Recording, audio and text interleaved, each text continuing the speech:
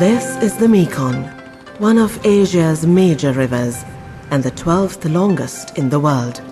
It nurtures a great deal of life in its waters and in the wetlands, forests, towns and villages along its path. The Mekong's long journey begins in the Tibetan highlands. It flows through China's Yunnan province and then across Myanmar, Thailand, Laos and Cambodia, before entering the sea from southern Vietnam. It's a journey of nearly 5,000 kilometers, or some 3,000 miles. The Mekong River basin is the land surrounding all the streams and rivers that flow into it. This covers a vast area, roughly the size of France and Germany combined.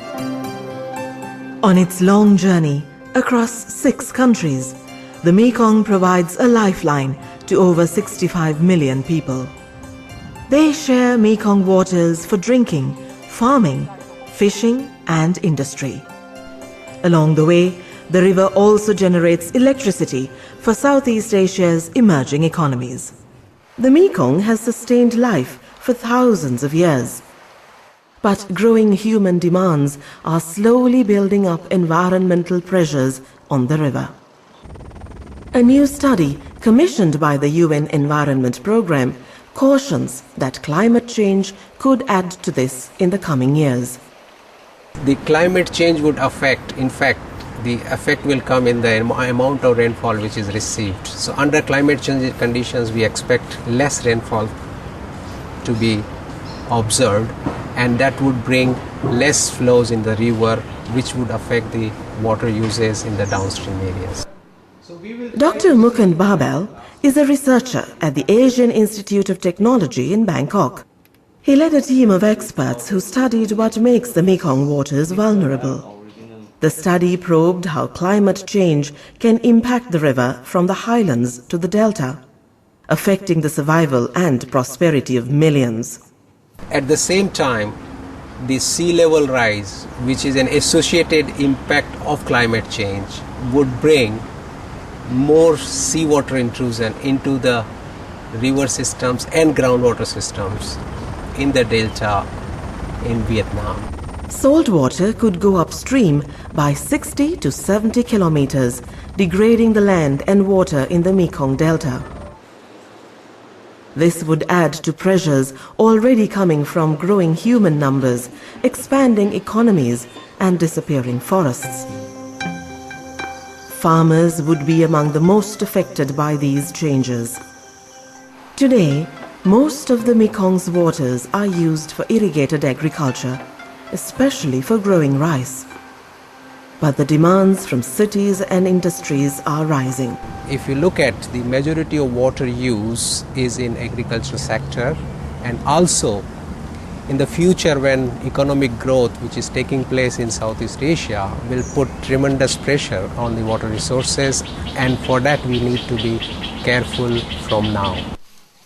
Some farmers realize they will soon have to manage with less water. Man Pai Pakwan is a rice farmer living in Conbury in northeastern Thailand.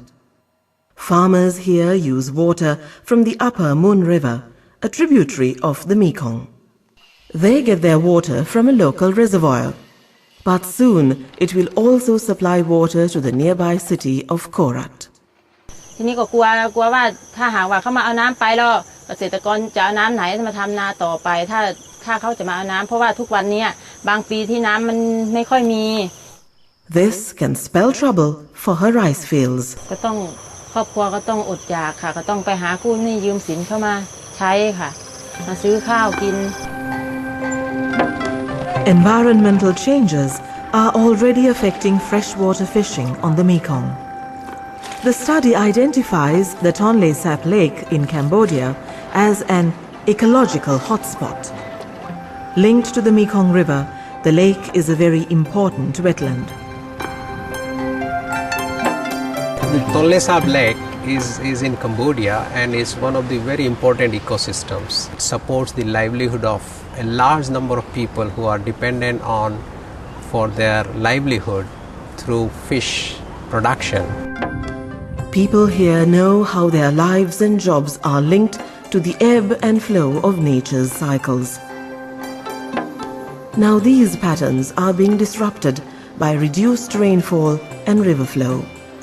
This is partly the result of dam building upstream.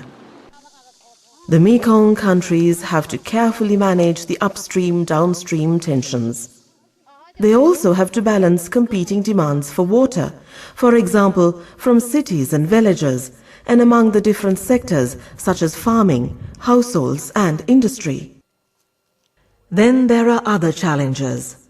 2 out of every 5 people in the basin don't have safe drinking water or proper toilets. They are just too poor to afford these basic amenities.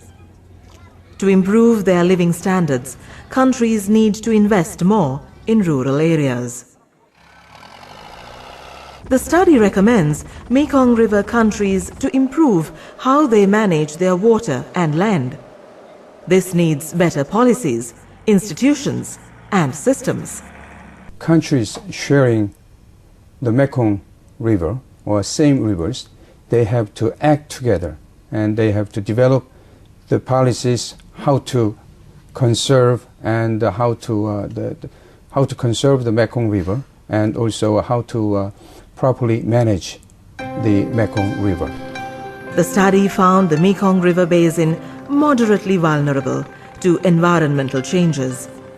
There aren't any major water shortages in this river basin as yet. For now, the Mekong is holding up despite many pressures. But all this can change if less water is flowing down the river and the demand for water keeps growing. That's why the Mekong countries need to watch this river, their main lifeline.